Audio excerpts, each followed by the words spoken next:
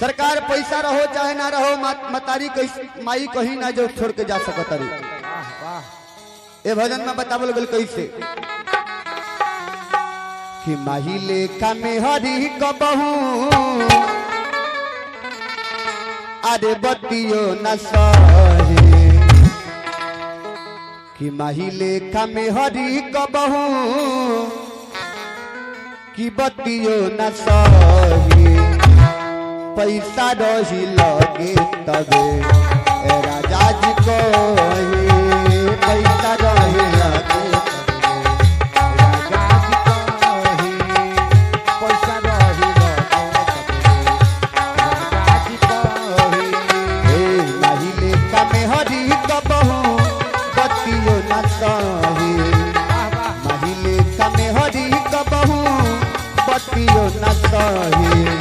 पैसा रही लगे तबे राजा जी को पैसा रही लगे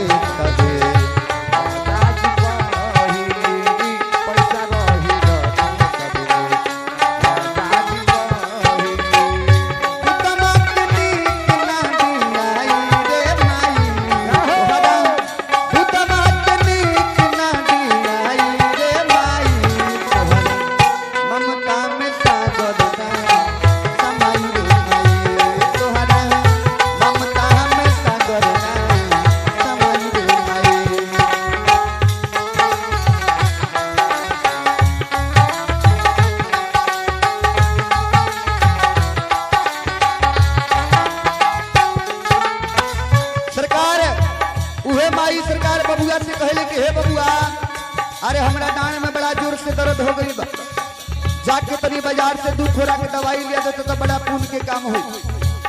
बबुआ कहले कि बक मोदी जी 2000 नोट चला तेरे बड़ा खुदरा पैसा बा तारा दवाई खतरा। बाप आ गए राम जी के तिलक लेके, राम जी के सार हुआ का जी यहाँ के घर कहाँ हो कानू कहल बकरी धमौरा कानू मुड़ी पर धैले बड़ा दौड़ा पूछा ना बड़ा बहिनौरा का हो आई भक्त शिरोमणि गुप्त दान में देखिए 51 रुपया के दान परमात्मा के दरबार में आई। ये मंच की तरफ से कोटि कोटि धन्यवाद बा।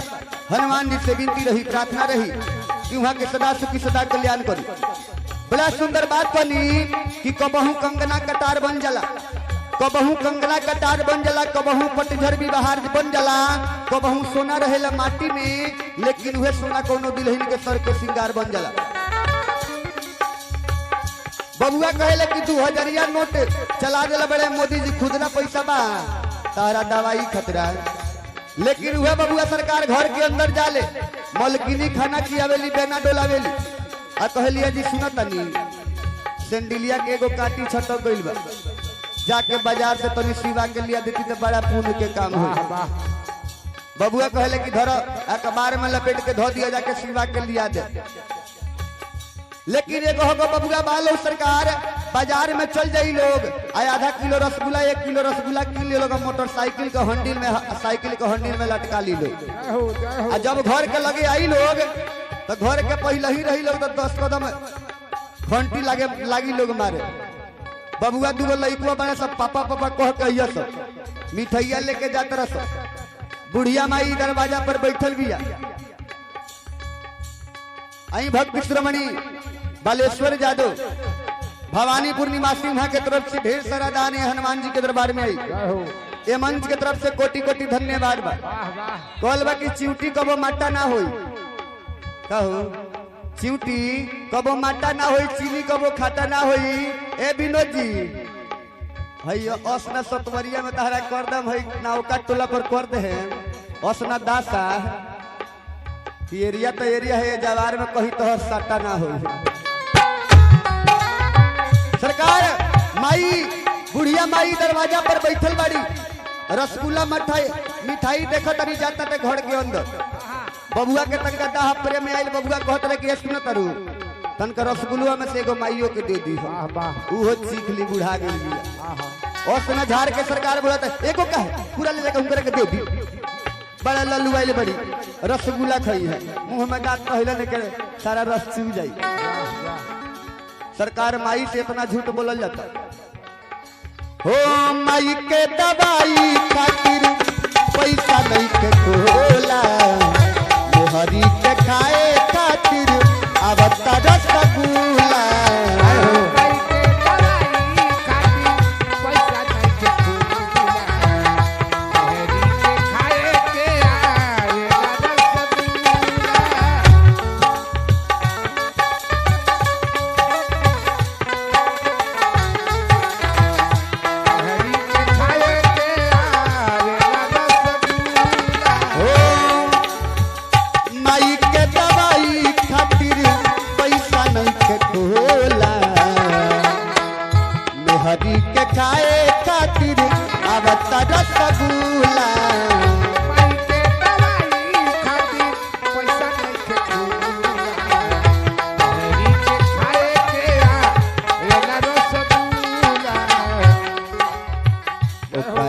के कवन रे सुगना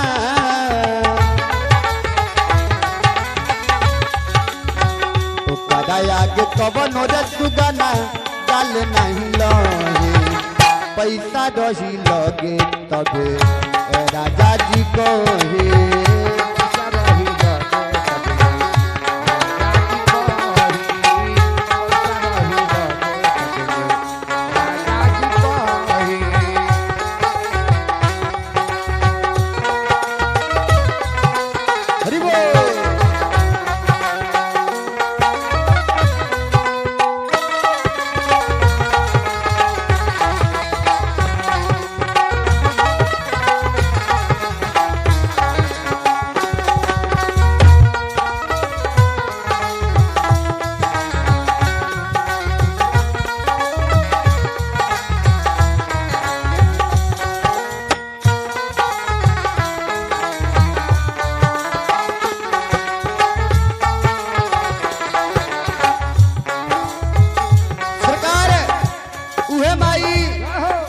बबुआ से कमा के आवेले तो सबसे पहले माई मुहरी रखेली कि बबुआ कवना कारखाना में कमात रहा हल दवानी गई रहा दुबरा गई बा बबुआ आँख धस गई बा गाल धस गई टाइम से ना खात रहा लेकिन वह मेहरू सरकार घर के अंदर बबुआ जब जाले तो मलकिनी कहली कि सुन तरह फोनवा पर कहल रही 5000 के बनारसी साड़ी लिया के लिए बड़ो ना लिया लोग तो झगड़े शुरू बा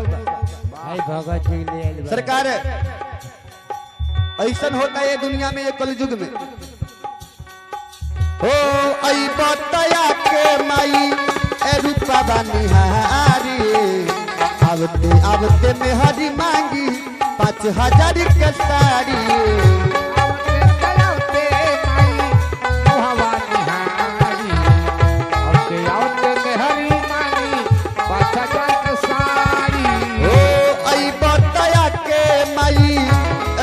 बनिहारे आवते आवते में हरी मांगी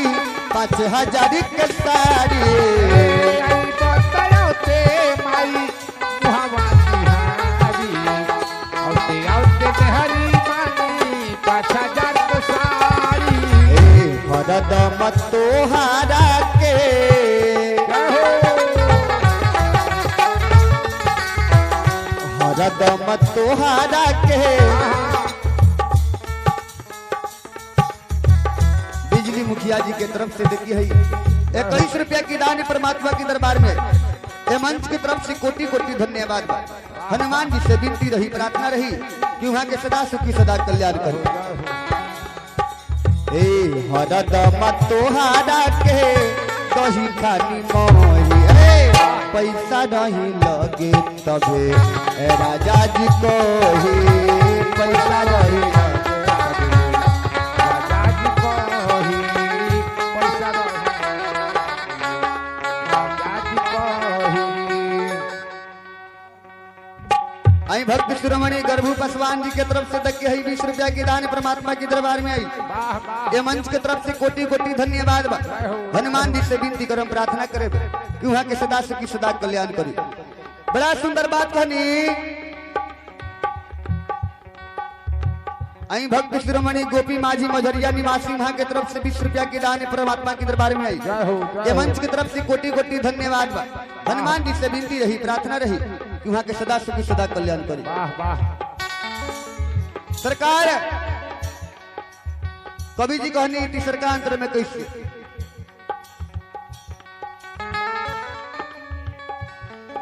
हो विश्वनाथ झुनू बतिया सोच विचारो माई नहीं मिली है मेहरी मिल जाइए हजारे।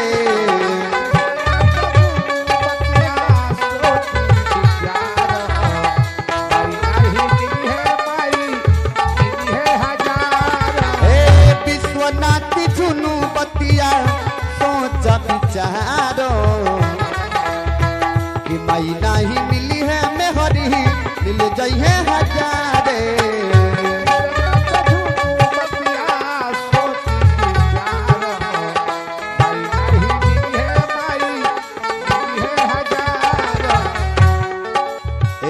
पांडे दिने सगितिया पांडे दिने सगितिया गावेल सोए पैसा नहीं लगे तबे राजा जी कहे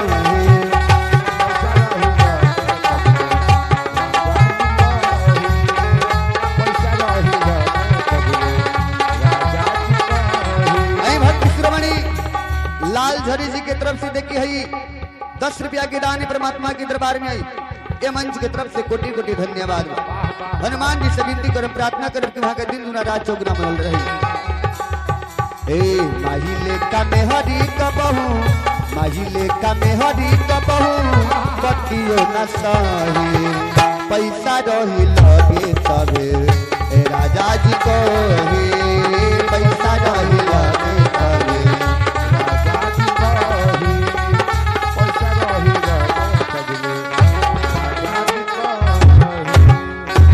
प्रेम से बोली आनंद कंद भगवान की। श्री वृंदावन